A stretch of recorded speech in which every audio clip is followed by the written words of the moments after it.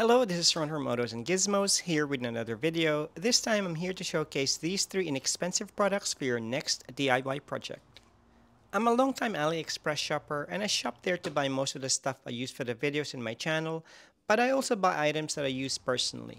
For example, like this smartphone cleaner for $7 US, great for cleaning smartphones, earbuds, etc. Or this precision tool set for just $6 US. I use this to open my laptop to replace the keyboard. So let's have a close look at these AliExpress products which I bought for my 2009 Volkswagen Tiguan. I have exclusive discount codes for these products, including free shipping for thousands of other products, so be sure to check out the description box of this video and head over to AliExpress website to avail yourself of these fantastic deals. Starting with this perforated leather steering wheel wrap kit, which you can buy for $9 US. This car is 15 years old and has done 110,000 kilometers, so the steering wheel is already showing some sign of wear and tear. You can see it's a bit shiny and discolored. You can also see some scratches in some areas, so it's not looking good. It's also a bit thin, so when you're holding the steering wheel, it feels like you're driving a cheap car. This product will definitely elevate my driving experience. In the kit, you'll get this perforated leather steering wheel wrap. It feels nice to touch. If I expand it, you'll see it's pre-cut specially for the Tiguan, so it has that nice perforated leather texture on the side. It also comes with everything you need to install this, starting with the instruction manual, black thread, but you can pick other colors to suit your preference. It also comes with a plastic pry tool and a double-sided tape. I'm going to install this in a separate video, so be sure to subscribe to my channel so you don't miss that one when it comes out. Next, we have this Aircon vents, which you can get for under $2 a piece. It's actually easier to break these vents these days. Classic example is when you have one of those vent-mounted phone holders because your car doesn't have Apple CarPlay or Android Auto. These vents aren't meant to handle that weight, so if you twist your phone the wrong way, it could break the vents it's attached to. So get one of these for less than $2, problem solved. And when ordering these, take note they come in 3 different sizes, one for the center vents, the side vents, and the rear passenger vents. In my case, I broke the center and rear vents, so I ordered 2. So let's set that aside for now. The last showcase item is this wireless video transceiver, which turns any wired camera into a wireless system. So in the package, you will get a video transmitter and a video receiver, as well as this instruction manual, which shows you some instructions on how you would connect this device on your camera system. Which means this will work for your reverse camera, your front camera, or even side cameras. Well, what's the benefit of using this device, and why would one spend that extra $7 if the wired camera system is tried and tested?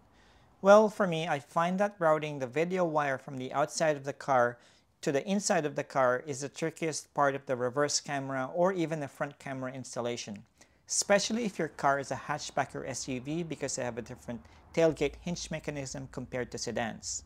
So normally, to route the wire on a wired reverse camera system, for example, you need to pass this video wire through some sort of a grommet.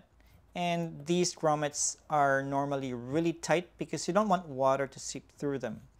And you'll find that you'll need to punch a hole through it just to let the new wire through. That strategy doesn't sound appealing to me, so I'm using this product instead.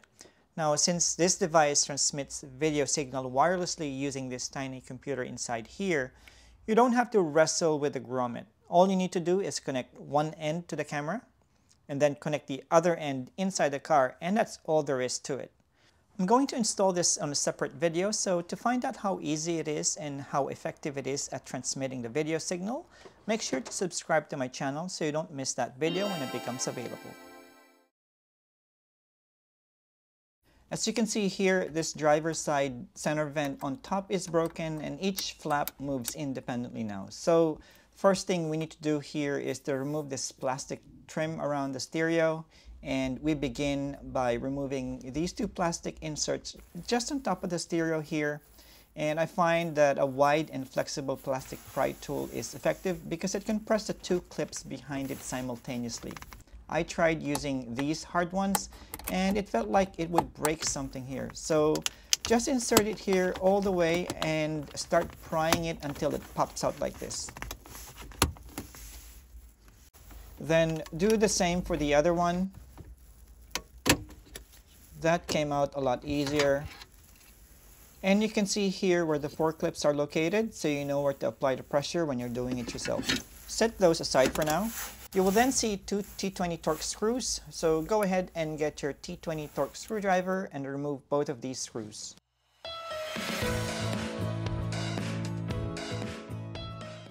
At this point, you can pry this whole plastic trim out. So using a sturdy pry tool like this, start prying it from the bottom. Then pry it out from the sides, and then the top.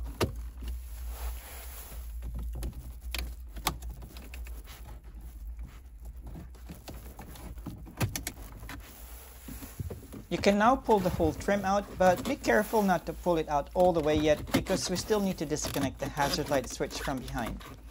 There are 2 clips that hold this in place, top and bottom. Just push this clip down while trying to pry it out carefully. Then flip it over. You'll see the back side of the vent, and around each vent are a series of clips. And using a pick tool or something similar, gently pry it out so you don't break any of them.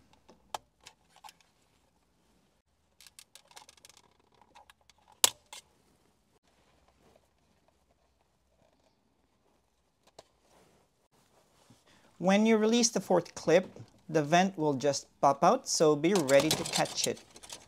And be careful not to lose this aluminum bezel inserts. To release the actual vent, I just use this pick tool to pry it out. Just take note the location of the clip so you know where to apply pressure. And you'll notice it'll start to emerge, and at that point you can grab it completely to remove it. Next, grab your new vent and push that in. There's no specific orientation which way is up or down. Just press it down firmly and evenly as much as possible and it will click in place. Lastly, I noticed it's a bit tight when rotating the vents with these new vents, but I suppose it'll loosen up over time. We can now start putting it back together. First thing you need to do is reattach this aluminum bezel insert. Then align the locking clips around the vent into the frame and slowly push it in. Then it's now time to connect the hazard light indicator and switch. Reattach the assembly back into the dashboard.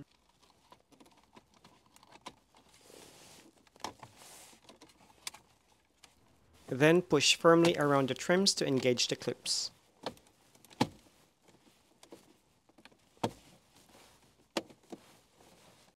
Test that the hazard light is still working. Then reattach the screws.